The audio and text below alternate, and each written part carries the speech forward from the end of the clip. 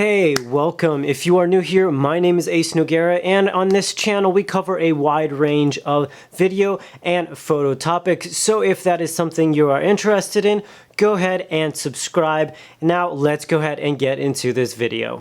Now, if you are wanting to take your self-portraits to the next level, in this one I am going to give you a few tips to help you do that. So tip number one is going to be to make sure that you have a tripod or an area where you can place your camera. That will make it a lot easier to actually take a self-portrait, especially when you are getting a full body shot or something that is going to require a lot more in the frame than just your upper body. Because if you were to basically do more of a selfie type of photo, generally you're going to be holding the camera pretty close to you and you're not going to really have a lot of space in the frame to capture your entire body. So to get your entire body in the frame, you will need to set up the camera a little bit further away. If you don't have a tripod, that's really not a big deal. I mean, you could set your camera up on a TV tray or a table off in the distance, a chair. I mean, you can kind of get creative and work from there. But if you do have a tripod, it's something I definitely recommend that you use because you can also adjust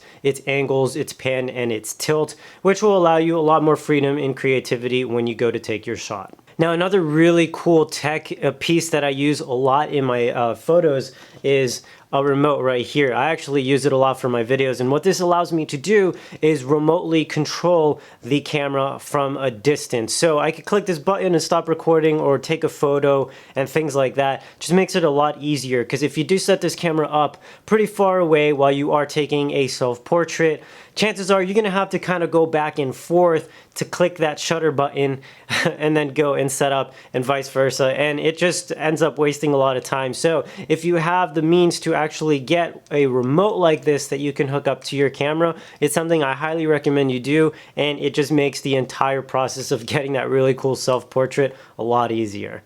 These days, a lot of these cameras have a built-in timer. This makes it a lot easier in case you don't have a remote like this. You can set the timer, hit the shutter button, go, pose, and boom, you'll have your shot just like that. They usually have it in a few different timing settings. So for example, they have a 2-second, some even have a 3-second, a 5, and then a 10-second. So depending on how much time you need, look to see if your camera can actually do that and use it to your advantage. Also, another feature that some cameras also have that kind of take this to the next level is it allows you to shoot a bunch of different shots with different interval time. So for example, it may take one shot every 5 seconds or something like that. Also use that to your advantage because it'll allow you to basically take a sequence of shots without having to run back and forth through the camera. So if you already have a pose or props or anything like that that you already have set up and just kind of want to make subtle changes in between each photo, use it for that. It makes it a lot easier, as I said, and quicker as opposed to running back and forth from the camera.